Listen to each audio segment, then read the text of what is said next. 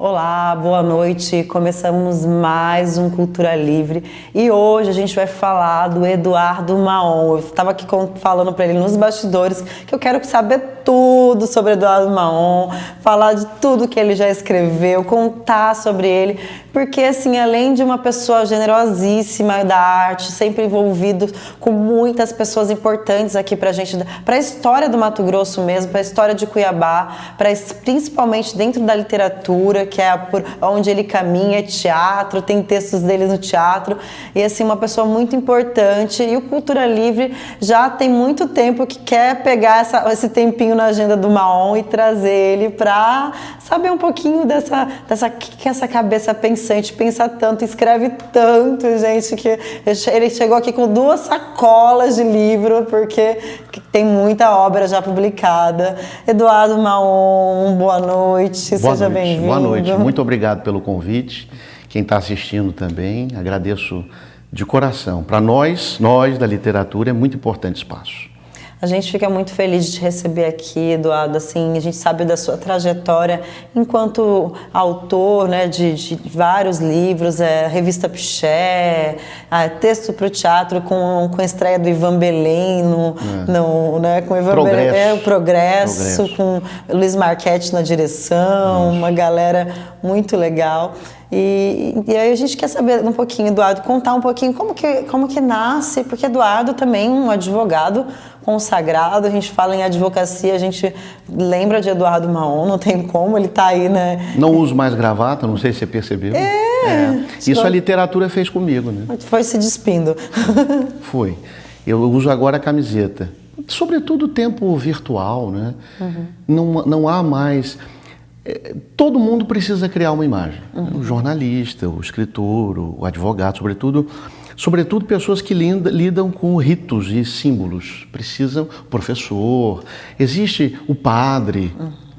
Tem gente que não reconhece padre sem batina, né? Então, pastor, enfim. E a imagem do advogado, do meu ponto de vista, já está razoavelmente consolidada. E eu percebi que eu não gostava tanto assim daquela indumentária. Hoje eu me sinto mais livre. Eu acho que isso a literatura fez com que eu me resolvesse melhor. Exatamente, né? A gente vê que vai mudando. Muda a pessoa. Terno e gravata, porque o terno tem que ser isso, a gravata aquilo, tal. Hoje eu falo, gente, que bobeira. O que isso vai ficar? Nada. Exatamente, Eduardo. E conta um pouquinho pra gente sobre a sua carreira, né, de escritor. Como é que você começa a escrever seu primeiro livro? Qual que é essa ânsia de tirar do âmago, toda essa profundidade que a gente vê dentro da sua escrita? Comecei por necessidade. Eu tinha textos, eu escrevia num jornal, então tinha que ser um texto muito, muito curto, né? O editor ligou e falou, não dá para publicar. Tem que ser com tantos bytes. Eu não sabia nem o que era isso. E o texto de tantos bytes eram 2 parágrafos. Eu falei, meu Deus, mas como é que você faz uma crônica, um conto, com 2 parágrafos? Aí eu respirei fundo, eu falei, não, eu comecei a fazer. E o texto começou a surtir um certo efeito. No mercado, eu comecei a ser parado, pô, gostei do seu texto. Eu nunca tinha tido uma repercussão dessa com textos normais em jornais normais, nunca. Mas aquela croniconto, eu falei, aí, comecei a publicar. Quando eu publiquei o primeiro livro, que aliás eu acho muito ruim, eu tive uma boa resposta. Eu acho que mais por favor do que por crítica verdadeira. Quando veio o segundo livro, me pareceu que eu já estava um pouco mais decantado. Não, agora meu lance é ficção. Eu vou escrever contos curtos sobre a morte. Só sobre a morte. Doutor Funério e outros contos de morte. Um negócio super gozado, enfim, eu sou um sujeito muito debochado. E eu falei, bom, a partir de agora é necessidade minha. Serei lido ou não serei lido, benquisto ou malquisto, não importa, sou eu mesmo. Comecei dali, com um preconceito grande, porque o meio jurídico olha para o meio artístico com uma distância e uma desconfiança muito grande. O meio jurídico é um meio muito formal, talvez diga formalista. e olha para o culturete, já essa palavra já é uma palavra, tem uma semântica negativa. Os seus amigos culturetes, como se fosse isso depreciativo. Mas eu falei, não, mas eu sou culturete, eu sempre gostei de ler. E foi por aí que eu comecei. Lancei Nevralgias há uns 15 anos e depois uma porrada de... Eu acho que já devo ter 25, por aí. Nossa, eu ia chutar isso. Eu falei, gente, mas é um atrás do outro mesmo. Não sei, não consegui parar. Agora vem 3 mais. Enfim. Que bom. E a gente tem um trecho aí de uma entrevista que eu fiz com a Marília Beatriz e que ela fala de você, que ela fala... você tem aí, produção, esse trechinho pra gente soltar da Marília Beatriz falando do Eduardo Maon? Depois disso, ficou muito difícil, sabe, Elô, conseguir escrever ficção, porque eu acho muito um esforço muito grande. Aqui em Mato Grosso, eu garanto para você que a gente tem um dos maiores ficcionistas do Brasil. Aliás, aqui, graças a Deus, os poetas, Lúcida, Marley Wolf, Scar, tudo grandes poetas. E o maior romancista daqui chama-se Eduardo Maon. Na minha opinião, Eduardo, a qualquer hora, você escreve o que eu estou falando, vai para a Academia Brasileira de Letras. Ele é muito bom na ficção. Outro dia ele fez uma live com uma poesia e tal, minha irmã ficou toda satisfeita e tal. Para mim, ele não é poeta, ele é romancista. Ele recitou, acho que foi comigo, ele recitou uma poesia durante a live, o Eduardo. Voltamos. Você viu nossa saudosa Marília Beatriz aí falando que a gente tem o melhor ficcionista. Tá aqui, ó, Eduardo Maon. E eu com a honra de ter Eduardo Maon eu aqui. Pagava caríssimo para ela dizer isso. O deboche não, ele falou, olha, eu tô te sustentando todo mês para você falar isso. Ela ria. Ela fazia as orelhas dos meus livros, né? Uma vez eu fiz um livro sem a orelha dela. Porra, mas ela quis me matar. Mas o lance era distribuir o livro mais para fora, tal, etc. Então tinha que ser uma coisa, digamos, editorialmente mais comercial, etc. Olha, e para eu me explicar com essa mulher, que aí a opção editorial, não é autoral, e foi um bode, era muito minha amiga, muito mesmo. E era uma pessoa muito lida, né? Quer dizer, quando a pessoa é muito lida, em geral, muito culta, em geral é uma pessoa generosa. Sim. Em geral.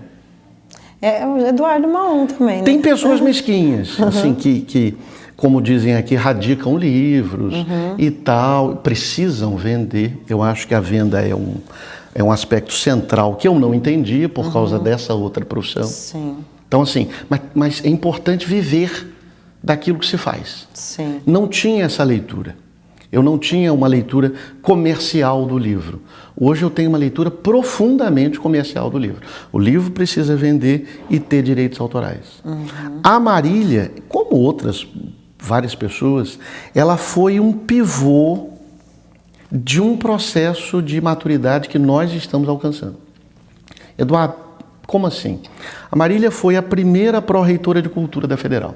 Não chamava nem pró-reitoria de cultura, era secretaria de artes, coordenação de artes, uma coisa assim. E ela abria o teatro, que era um templo da universidade quando foi construído, um negócio muito caro e tal, justamente para a galera de 20 anos, 25. Ela mais velha. Então, você percebe que ela é um pivô de muita coisa. Por exemplo, o Ivens.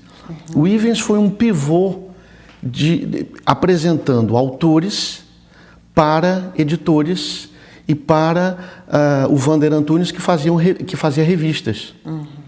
Então, esse cara aqui é importante. O Vander era importante. Um cara chamado Juliano Moreno, que está em Cáceres, professor da Unemate, foi extremamente importante. Tinha um projeto, aí ele captava a grana, chamava autores de fora, fazia o bem bolado. São pessoas essenciais. Sim, é isso que eu ia te falar. Como que essas pessoas fortaleceram também você enquanto escritor, né? Tá junto com eles. Eu nunca fui escritor, né? Eu sempre fui leitor.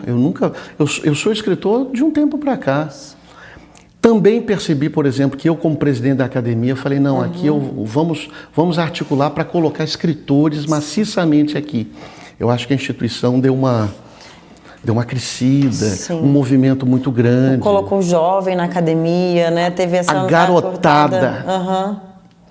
Eu acho, francamente, evento que forma mesa e agora falará, eu acho isso um porre. Sim. Eu acho que você tem que pegar um casarão de 250 anos, como é aquele, 252, 253, e colocar menino de 12 anos, menina de 10 anos. Primeiro porque ela ou ele vai ficar muito seduzido. Fica assim, né? E depois que uma pessoa de 70, 80 vai começar a falar um outro tipo de linguagem. É essencial parar com a cultura de salão. Eu falo isso lá, muitas vezes eu sou pessimamente interpretado. É preciso parar com a cultura de salão do século XIX, sarau, e fazer uma coisa mais interativa, mais dinâmica, jovem, né? mais leve, mais agradável. Exatamente. E como que foi essa sua ida para a academia e ocupar esse espaço lá, Mão? Inicialmente eu não sabia nem exatamente o que era, o que representava. Toda eleição da academia não deixa de ser um lobby. É um lobby. A eleição é um lobby. Sim. Então, não, com relação a talento, etc. É e não é. Claro que a gente não elege qualquer um. Mas é um lobby eleitoral, como qualquer outro. Eu entrei como jurista. Eu não tinha um livro de literatura publicado. Eu entrei com 29 para 30 anos, muito cedo. Nossa. Fui eu e o Mesquita também, que criou a academia, ele devia ter uns 30, 32 anos. Entrei. Depois que eu me conscientizei, me toquei, que eu não representava quase ninguém. Eu falei, não, gente, a gente tem que tomar vergonha na cara e começar a escrever.